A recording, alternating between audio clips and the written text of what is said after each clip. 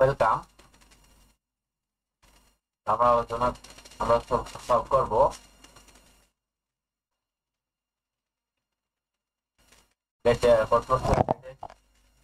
on 035 contested a number add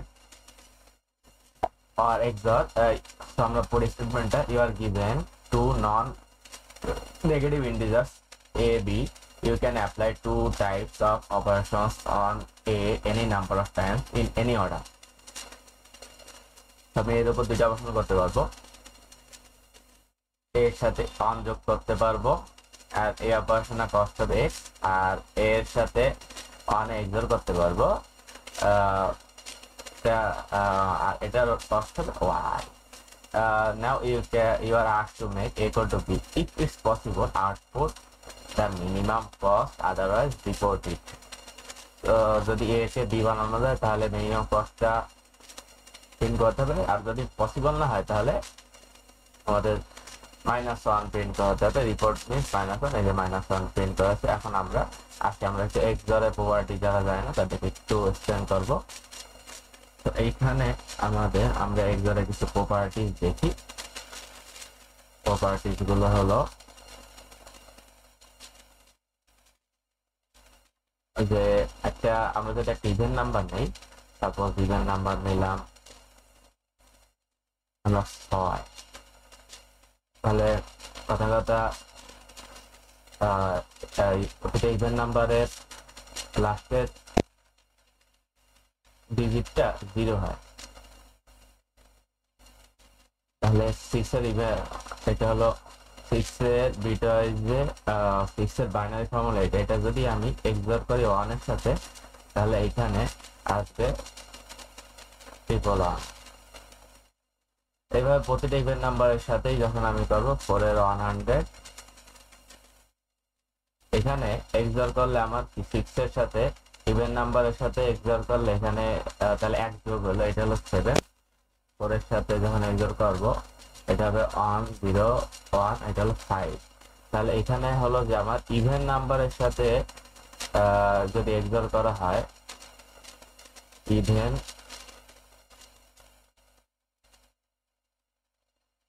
XOR 1 means even plus 1, আর যদি ode এর সাথে করা হয় ওড নাম্বারের সাথে তাহলে কি আসছে, সাপোজ এখানে 3 নিলাম, 3 হলো 1 1, আমি যদি XOR করি তাহলে এখানে আসছে 0, এখানে আসছে 1, মানে 1 কমে যাচ্ছে।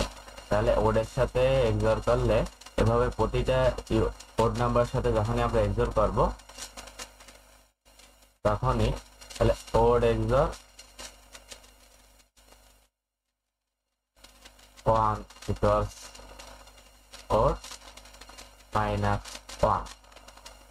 তাহলে এক্ষেত্রে তাহলে আমাদের a কে b বানাইতে হবে। এখন a কে আমরা b বানানোর জন্য এখন কোন কেসে পসিবল না, প্রথম হলো যদি a equals to যদি b থাকে একটা কেস 1, a equals c হলে তো আমাদের কিছুই লাগবে না, অলরেডি আছে, তাহলে আমাদের কস্ট হবে 0। এবার যদি কেস 2 তে আমি যদি দেখি যে কেস 2 তে এরকম হবে a b এর চেয়ে বড় হইলে এইখানে দুইটা কেস আছে আমার, যদি a minus b greater than 1 হয় তাহলে এটা নো। কেন? সাপোজ এখানে কথা 3, তাহলে 3 দিয়ে করলে a equals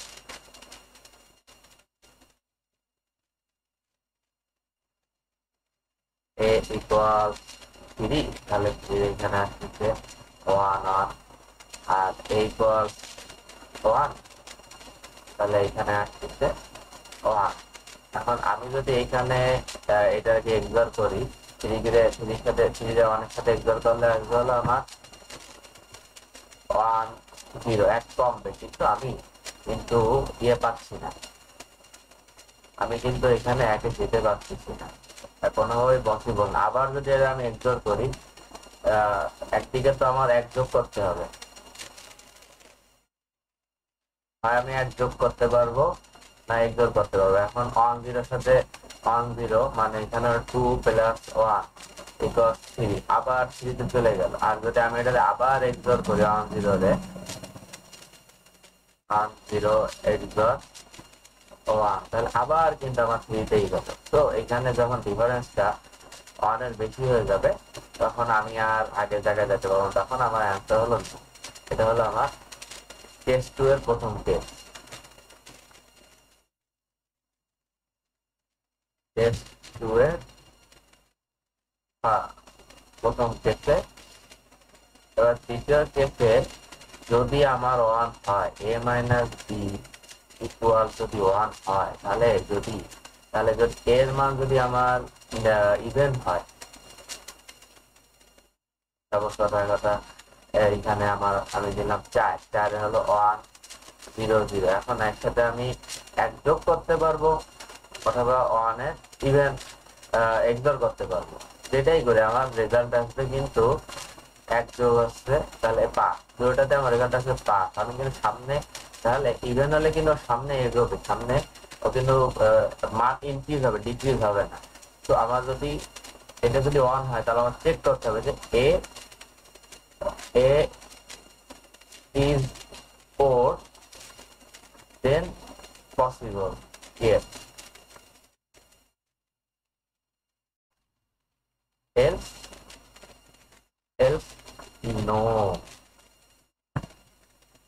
এবার আমার লাস্টের কেসে আমার অ্যান্সার অবশ্যই ইয়েস আসবে। লাস্টের যে কেসটা, ওই কেসে আমার কি থাকবে যে a গ্রেটার দেন b, এই কেসে আমার অবশ্যই অ্যান্সার ইয়েস। এখন এই ক্ষেত্রে আমি এক্সাম্পলটা নেব, এই এক্সাম্পলটা আমরা নেই 1 5। এখন আমি 1 থেকে শুরু করব। আমার যে কনস্ট্যান্ট আছে এর মান হলো 100 আর t হলো 100, আমার মিলে যাবে। তো আমি এখান থেকে শুরু করবো। এখন প্রথমে আছে 1, আমি প্রতিটা নাম্বারের সাথে দুটো অপারেশন করতে পারি, দেন এক্সর আর প্লাস। এখন আমার 1 আমার আছে এখন 1, এখন 1 এর সাথে আমি এটা লুপ চালাবো 1 থেকে 4 পর্যন্ত, কারণ 4 এ ইনক্রিমেন্ট করি তো 5 এ যাবো, তাই না? আমি এই যে 1 এ আসি, এখন আমি এবার 1 হলো ও, তাহলে যেহেতু আমি শুধু বাড়াইতেই পারবো, তাহলে যখনই ও তখন আমি দুইটার যে কোনো একটা অপারেশন করতে পারবো, যে কোনো একটা দুইটার যে কোনো একটাই আমি করতে পারবো। তখন আমি মিনিমাম কস্ট, এখন দেখি এখানে আমি যদি যোগ করি 1 এর সাথে 2 যোগ করলে কস্ট হচ্ছে এখানে 2, আর যদি এক্সর করি 1 আমি কিন্তু পাচ্ছি 2। তাহলে আমি এখানে এক্সর করে গেলাম, এখানে সাপোজ এস দিলাম, এসে প্রথমে এখানে 1 যোগ করে দিলাম। তারপরে আমি যখন 1 এর থেকে 2 তে গেলাম, 2 তে গিয়ে আমি কি দেখতেছি, 2 তে গিয়ে আমি দেখতেছি যে এটা তো জোড়, তাহলে জোড়ের এক্সর করলে তো ছোট হয়ে যাবে, আমার তো সামনে যাওয়া লাগছে। তাহলে আমার এখানে বাধ্য হয়ে আমার বেশিটা নেওয়া লাগছে, তাহলে আমি এখানে 2 যোগ করলাম। এরপর আমি যখন গেলাম 3 তে, আমি 3 থেকে আবার পেলাম মোট, তাহলে মিনিমাম কোনটা, এক্স আর ওয়াই এর মধ্যে মিনিমাম 1, তাহলে আমি 1টা যোগ করে দিতে পারতেছি। তারপর আমি যখন গেলাম 4 এ গিয়ে দেখলাম যে আমার শুধুই 2 যোগ করা পসিবল, তাই আমি 2 যোগ করে দিলাম। আমার এখানে 2 যোগ করে 5 আসলাম, আমার এখানে অ্যান্সার তো 6। তো এটাই ছিল আমাদের এক্সপ্লেনেশন। আমি একটু কোডের দিকে যাই, কোডটা এক্সপ্লেন করবো।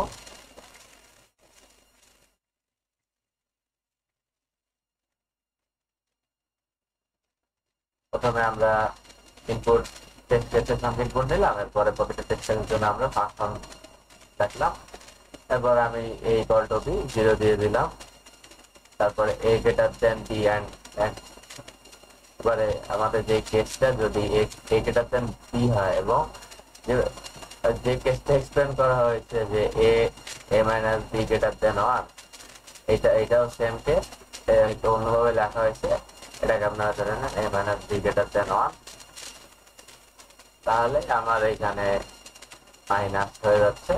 তারপরে যদি ওইটা হয় যে এটা হলো a মাইনাস b ইকুয়ালস 1, তাহলে আমার যদি এটা ইভেন হয়, যদি a যদি ওড হয়, তাহলে আমি কমাতে পারতেছি অন্যথায় আমি কত পাবো, -1 দেবো, রিটার্ন করে ফেলবো। এবার আমরা একটু কমেন্ট করে দিলাম। এবার আমরা লুপের দিকে আসি। এখানে লুপটা এক্সটেন্ড করবো। আমি আই এ থেকে শুরু করলাম আর বি এর আগে সেট করলাম। এবার যখন আমি ওড পাইলাম, যখনই আমি ইভেন্ট পাইলাম তখন আমি মিনিমামটা যোগ করলাম, যেটা দেখানো হচ্ছে। আর ওড পাইলে তো আমার শুধুই ফার্স্ট এক্সট্রা অপারেশনটাই করতে হবে, তখন আমি এটা যোগ করে দিলাম। তখন একের সাথে শুধু আমি এক্স যোগ করলাম আর লাস্টে স্টেপ ইন করলাম। So that's all for now. Thank you. Goodbye.